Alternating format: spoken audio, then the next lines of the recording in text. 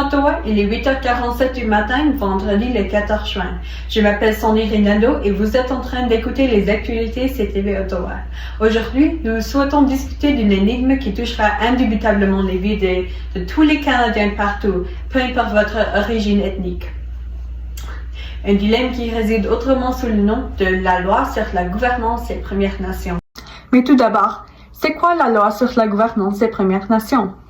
Bon, la loi gouvernementale serait évincée son loi parent démodée, ce qui est connu avec désinvolture comme la loi sur les Indiens.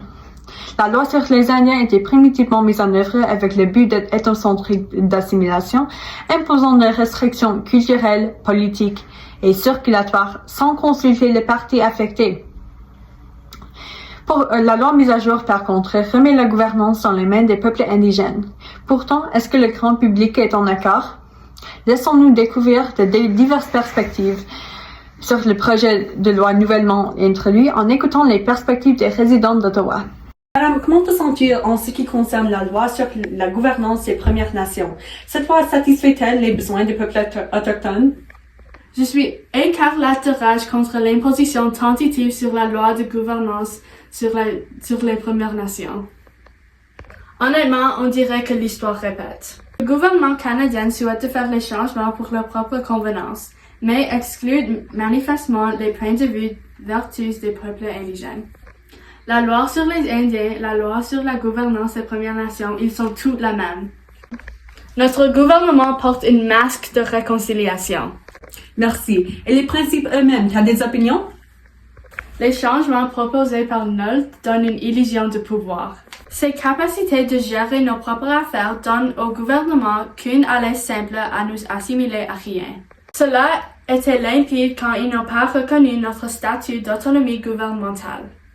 Quelles sont vos opinions en relation avec le nouveau projet de loi, la loi sur la gouvernance des Premières Nations? Penses-tu que le ministre Nolte a bien agi contre l'injustice autochtone? Mais bien sûr, ce projet de loi retire les principes du racisme colonial dont notre pays était jadis criblé.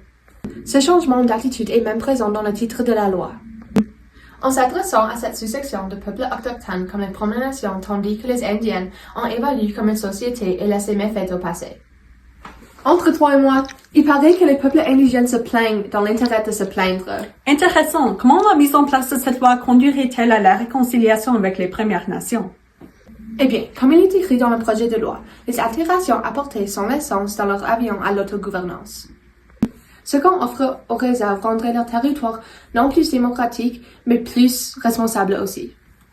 Notre a quasiment vidé ses poches pour eux. Ce n'est pas comme on pourrait leur laisser vivre 100% isolés. D'accord. Encore une fois, je m'appelle Sandy Rinaldo et vous êtes en train d'écouter les actualités CTV Ottawa. À la prochaine!